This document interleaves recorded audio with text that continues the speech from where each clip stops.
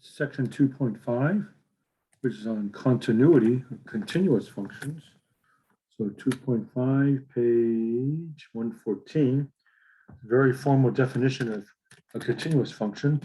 A function f is continuous at a number a if the limit as x approaches a of f of x is equal to f of a.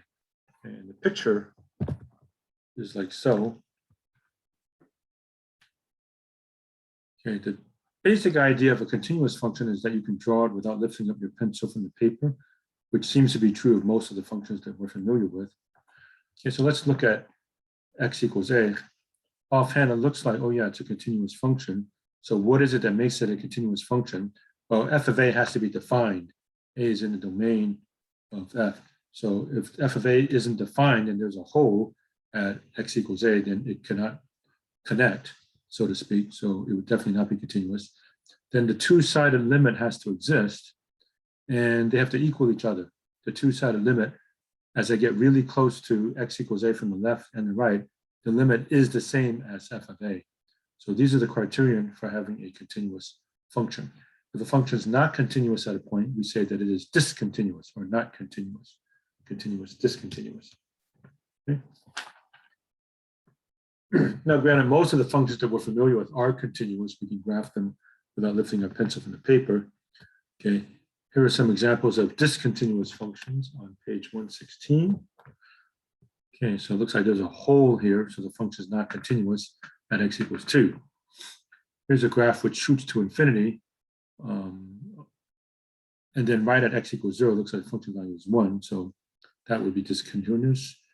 Here, the only difference between this graph and this graph is the function is defined at f of 2, but it doesn't fill up the hole, so to speak.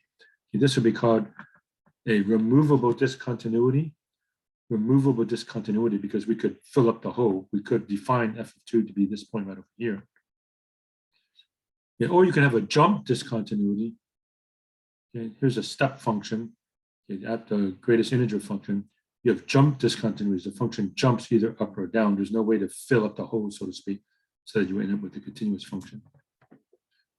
And just like limit from the left and limit from the right, you can have a function continuous from the left or right, continuous from the right, continuous from the left.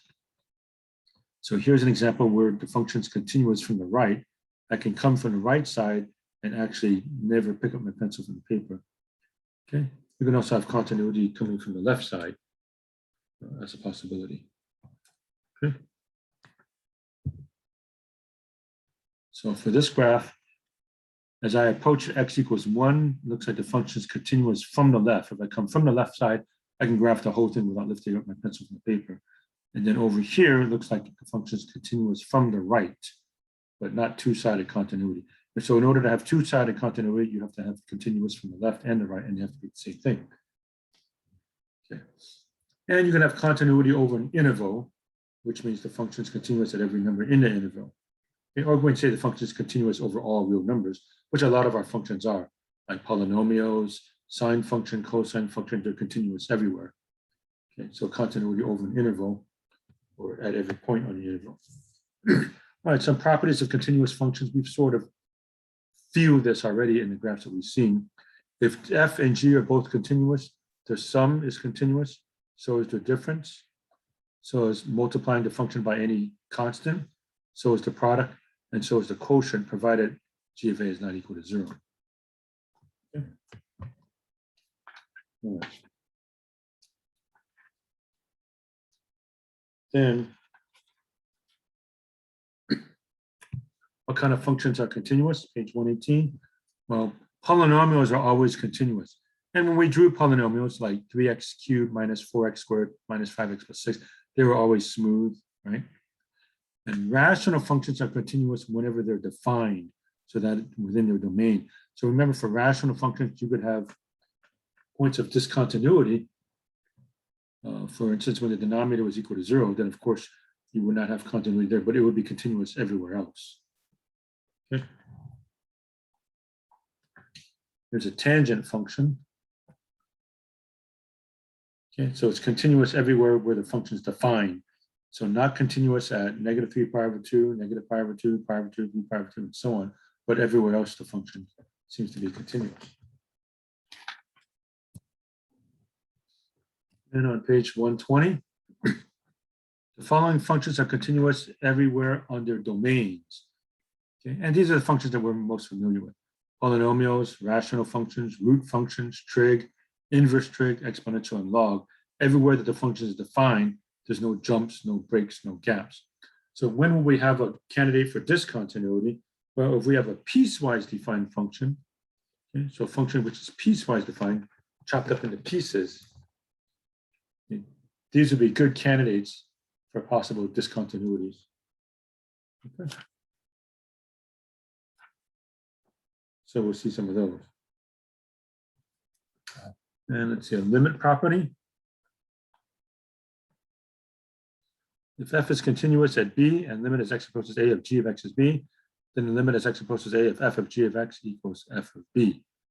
Okay, so continuity applies over composition of functions, and you can move the limits around. So this limit kind of snuck inside here, right? So that's allowed for continuous function, it says. Okay. Page 121. If G is continuous at A and F is continuous at G of A, then the composition F circle G is also continuous. So a continuous function of a continuous function is also a continuous function. Okay, the last problems in the homework involve something called the intermediate value theorem. Suppose F is continuous on a closed interval from A to B, let N be any number between F of A and F of B, where F of A is not equal to F of B, then there exists a number C in the interval from A to B such that F of C equals N. Okay, so what does all that mean? If you have a continuous function, okay, here's A, here's B, A comma F of A, B comma F of B. Okay. Pick any number between F of A and F of B, call it N.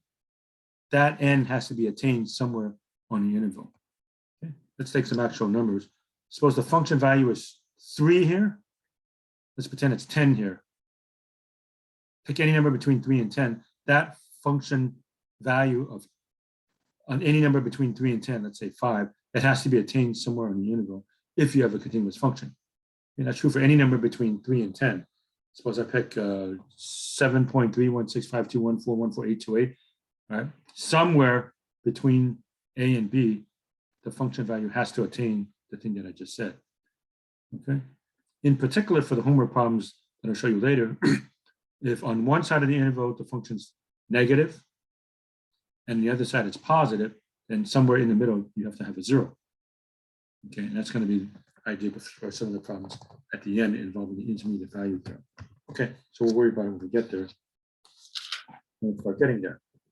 Okay, so 2.5, page 124. We have to go all the way up to 56. So here we go. For those of you who don't have the book and aren't getting it. Let's see, we need 17 to 23, 17 to 22.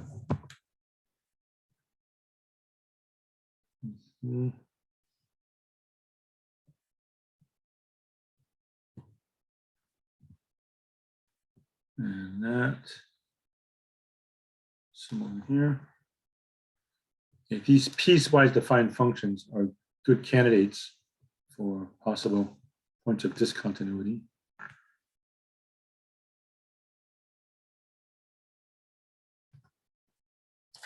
And then 53 to 56 involve the intermediate value theorem.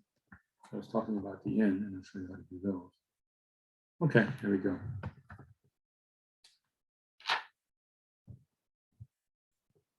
Okay, 3 through 8 all. So let me do 4. State the intervals in which G is continuous. Okay, well, it's easy to see where the function is discontinuous. So it's not continuous at -2, -1, 0, and 1. So G is continuous everywhere else. Right, so that looks like from -3 to -2. Union, -2 to -1. Union, -1 to 0. Union, 0 to 1, union 1 to 3. Okay, these are open intervals. Strictly speaking, we're not continuous at -3. We're only continuous from the right, but there's nothing on the left. And similarly, at x equals 3, we're strictly speaking not continuous. We're only continuous from the left, but not from the right. Okay. All right, 5, 6, 7, and 8. Let's see what we can do with those. Here.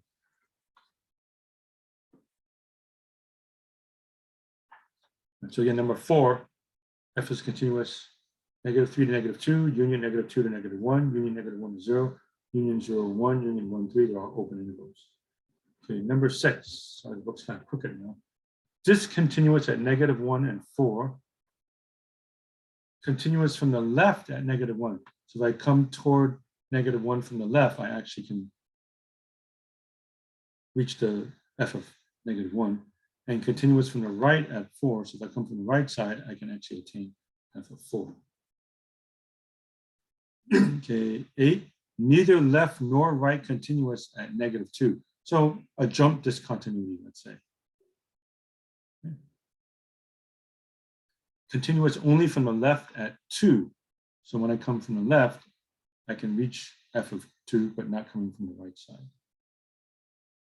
Okay, so that's the basic idea behind those problems.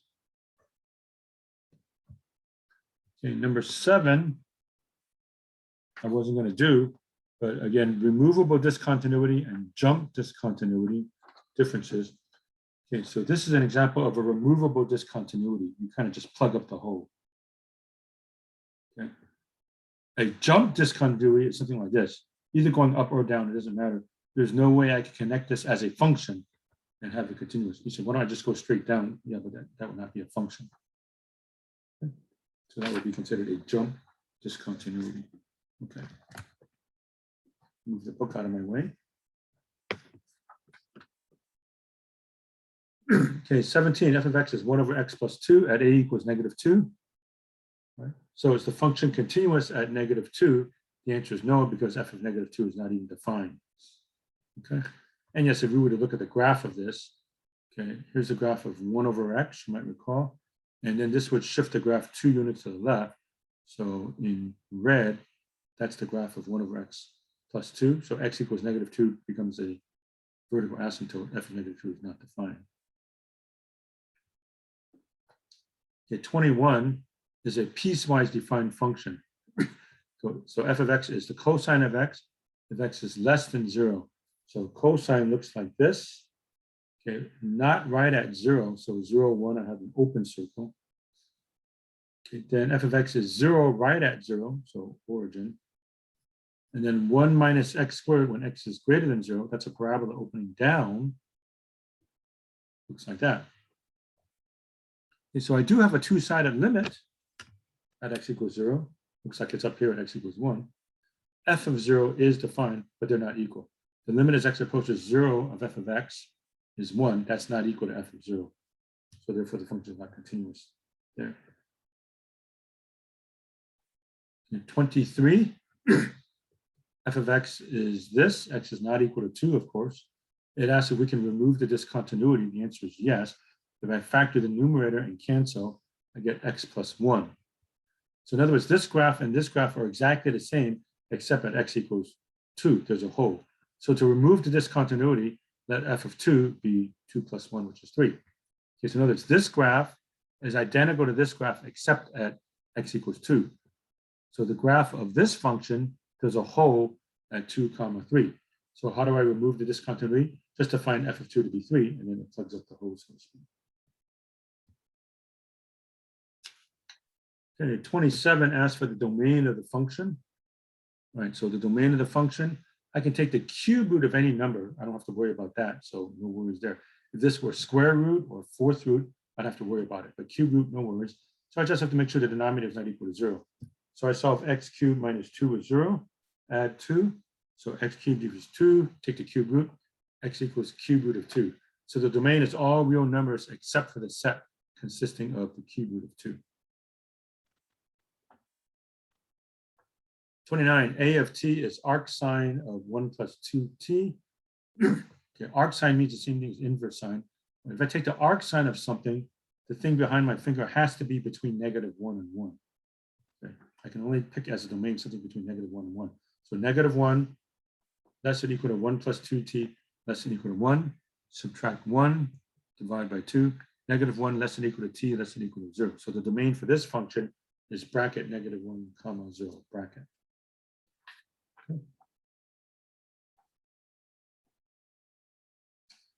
Okay, 25. F of x is this, piecewise defined. So this is clearly continuous everywhere where x is less than or equal to 1 because it's a polynomial.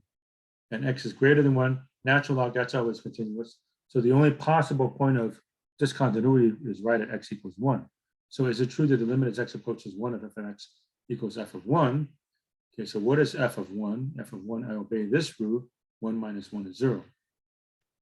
Okay, how about the limit as x approaches 1 coming from the left? So that means I look at this, by direct substitution, I get 0. And what's the limit as x approaches 1 coming from the right? Okay, I've been looking at this function. Okay, and ln of 1 is 0. So the limit as x approaches 1 of f of x is 0, which is the same as f of 1. So this function is indeed continuous everywhere. Okay, so even though there's two pieces to it, they both parts come together at 1 comma 0. So the function is continuous everywhere. Okay. All right, here's 43. So 43 is broken up into 3 pieces. X plus 2 for x less than 0. So 0 comma 2 open circle. Y-intercept is 2, slope of 1 goes like so. E to the x, we know exponential functions generally look like that. Plug in 0, you get 1. Plug in 1, you get e. So here's 1 comma e, both closed circles. And then for x greater than 1, 2 minus x. So if I plug in 1, I get 1. So 1, 1 is an open circle, slope of -1. Graph goes in like that. Right, so you can see f is discontinuous at 2 points, at x equals 0 and x equals 1. X equals 0 is continuous coming from the right side, and x equals 1 is continuous coming from the left side. 45, f of x is cx squared plus 2x, x is less than 2, and x cubed minus cx, x is greater than or equal to 2. Okay. They're saying, how do I define c so that the function is continuous everywhere? Okay. Well, this is a polynomial. This is a polynomial. So everywhere this function is defined, that's continuous, so is this. So the only possible area of discontinuity is at x equals 2. Okay. So what do? Plug in 2 to both of them. Plug in 2 for x, plug in 2 there, there, there, and there. So I'm going to get c times 2 squared plus 2 times 2 equals 2 cubed minus c times 2. That's the top, that's the bottom. This comes out to be 4c plus 4 equals 8 minus 2c. A little bit of algebra. 6c is equal to 4. C is 4/6 or 2/3. So if c is 2/3, this function is continuous everywhere. If it's not, then the two graphs are going to break off at x equals 2. You'll have a jump discontinuity.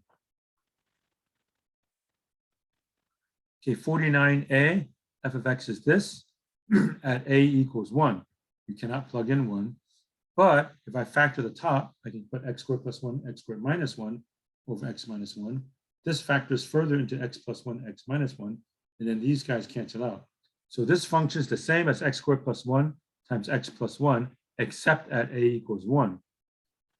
Okay, so what happens when I plug in 1? 1 plus 1, 1 plus 1, 4. Okay, we have a removable discontinuity at x equals 1. Okay.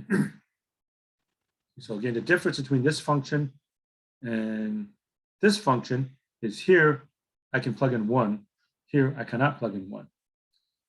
Okay. How would I remove the discontinuity? Define f of 1 to be 4.